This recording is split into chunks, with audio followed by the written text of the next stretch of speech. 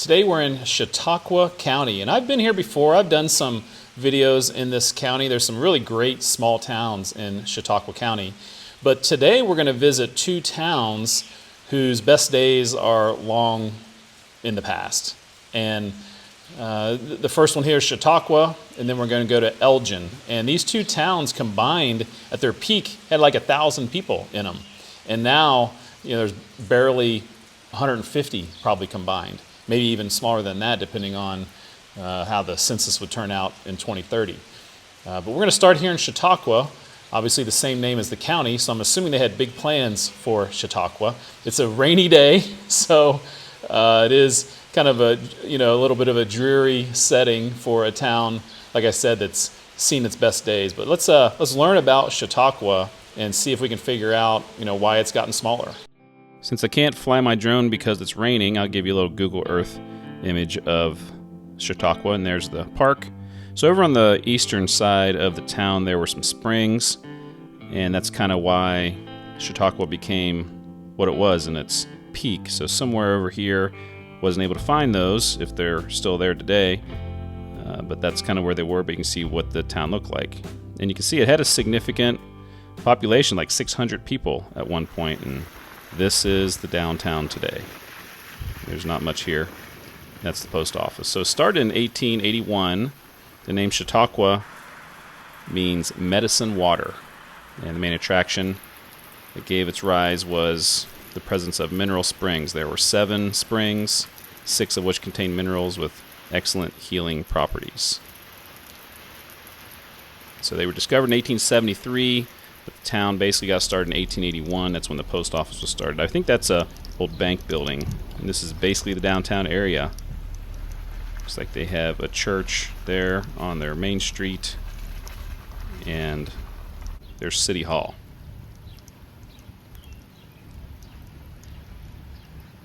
And then about a block over, there's an older church as well. And this was a hotel. This was one of the nicest buildings in the county. So that was the Eagle Hotel. But then driving around, you'll see there's not much left. There's a lot of abandoned buildings.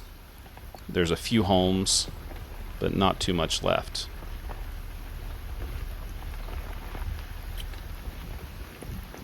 Population was said to be around 600 in the late 1800s. When they first started doing the census, it was 348, went up to 400. And you can see it's gone down and down to 108 in 2020.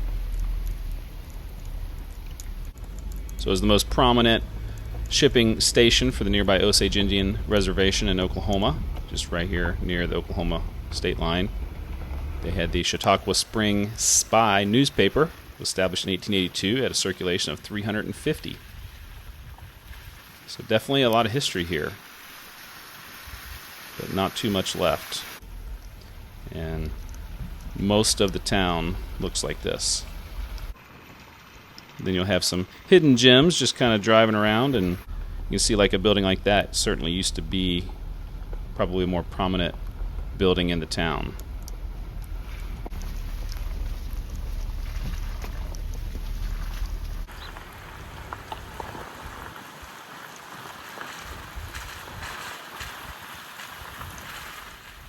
That's the old school. Consolidation caused the end of the school here in Chautauqua, like it does in so many small rural towns. But you can see there's still some people that live here. It's kind of an interesting drive around the community.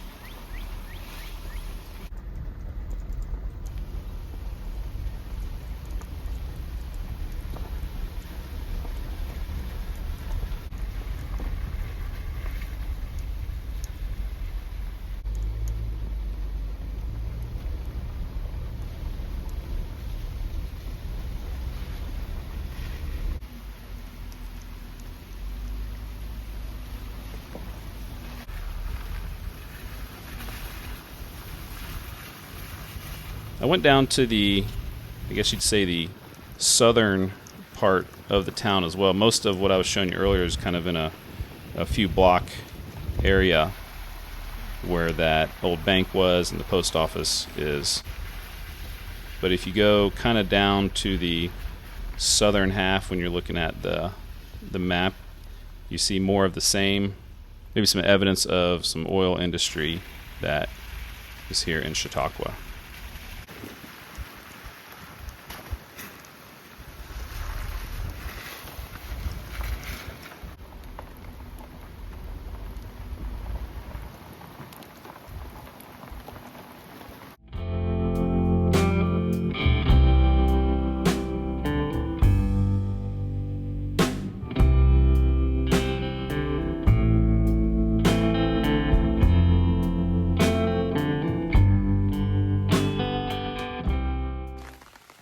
Right before we get to Elgin, this is the Cedar Creek Bridge. It was built in 1927. It's on the National Register of Historic Places. It's a single-span reinforced concrete rainbow arch bridge, 82 feet long, not including the 30 feet approach decks on each side.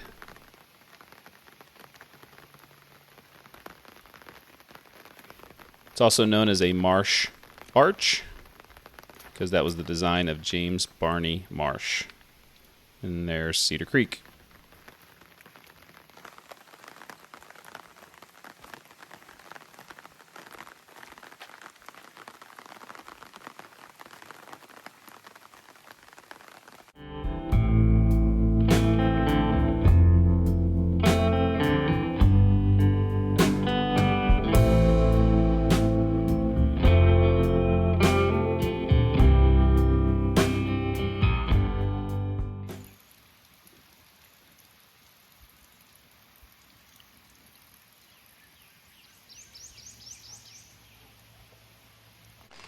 Now over to Elgin here. Look at the brick. How awesome is it that they've maintained all of that downtown brick. Got the Elgin State Bank over here. So Elgin is probably a little more well known down here than Chautauqua in terms of being a ghost town, but check this out.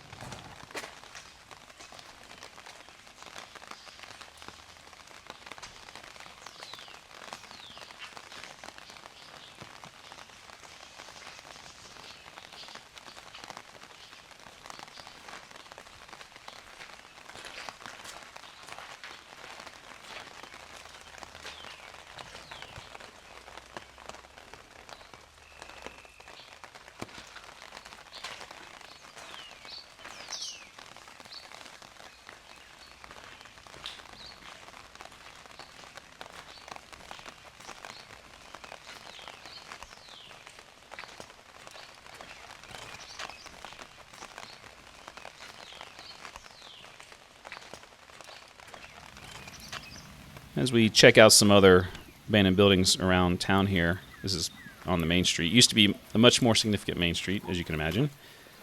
But Elgin is a Scottish name frequently used for places in the United States. And so that's why it was named that. It was started in 1869, and post office started in 1871. It's the oldest town in this county. And it was changed to New Elgin for a little while, and then back to Elgin. There's quite the history here. It was once known as one of the largest cattle shipping sites in the United States, and a hangout for outlaws like the Dalton brothers. So a prominent family, after the town was laid out, a prominent family of Romulus Hanks arrived. He was cousin of Abraham Lincoln, and he established a small trading post here. And the town grew rapidly, although the land had not been yet surveyed. And so it was a significant place because it was so close to Oklahoma. I mean, we're literally on the Oklahoma state line here. It's just to the south on the south side of town. And so Oklahoma was not a state yet, and so people could come here and be in the United States, and across the street they were in Indian territory over there. And so the railroad came through eventually, and that's when the cattle shipping became so significant. It was the Atchison, Topeka, and Santa Fe Railroad. and it connected to cities all across the United States, and it became a really busy port for trading and cattle shipping, and the town really grew. It became a cow town. It had colorful names around Elgin, including Shotgun Ridge, Robber's Cave, Outlaw's Corral, and Hell's Bend. And so the main street was full of shops, stores, saloons, and hotels. When Indian Territory was open for settlement and the railroads headed south, that's when Elgin's economy fell for the first time, and its kind of rowdy cow town days were over. The bank was founded in 1901 here, and then oil was discovered in 1902. And so that created another surge of population. They incorporated the population in 1919, and by 1920, the Elgin Oil Refining Company was established and operating 1,500 barrel a day refinery. So the population went up to 600 at that time. And then after the Great Depression kind of hit, that was the decline of the town. And so you can see how the population really went down and down and way down to 60 today.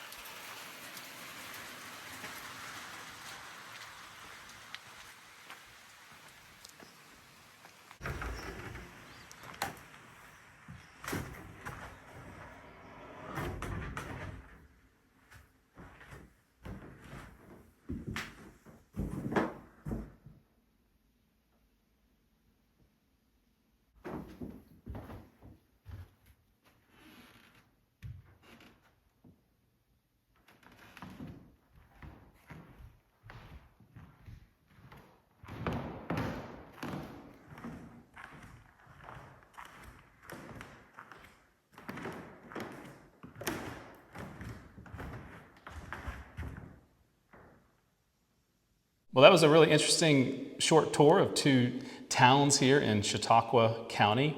You know, Chautauqua felt more like a normal little town, and Elgin certainly is unique with all the red brick and the history and it being on the Oklahoma border and the abandoned buildings here that you can check out. So I'd advise or recommend to check them both out if you're in this area. Certainly out of the way, got to go a little bit off the beaten path to get here. I'm inside the church, you know, it's unlocked. That's not uncommon. We're a small town. You just be able to go inside buildings and churches, sign in at the guest book, and let them know where you're from and that you appreciate what they have here. So I really enjoyed it. Hope you did too. And next time I'll see you down the back road.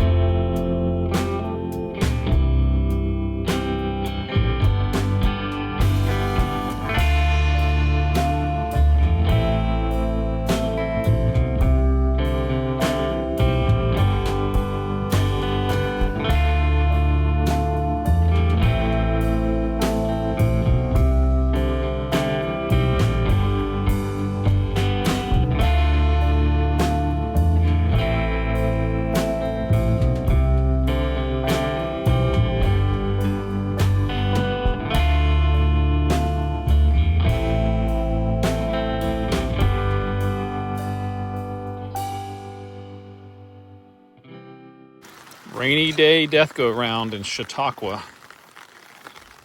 They got two of them though. Per capita, that's quite the amount of death go rounds. This one looks like the old McDonald's death go round.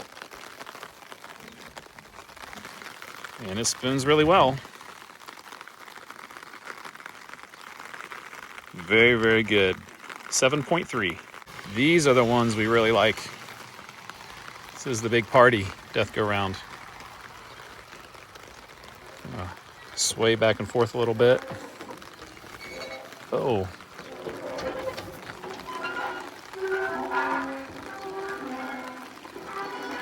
Look at that piece of machinery.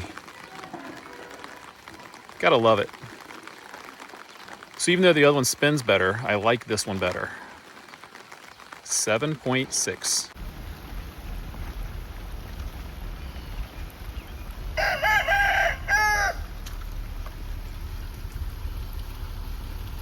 And over into Elgin, these towns might not be very big, but they definitely got what we like.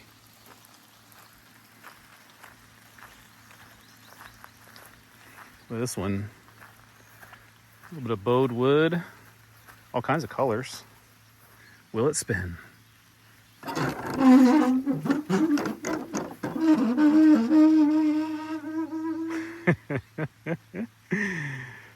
Well, it's nice. It's very sturdy. Yeah, very sturdy. I think for nostalgia, we have to give at least 7.3.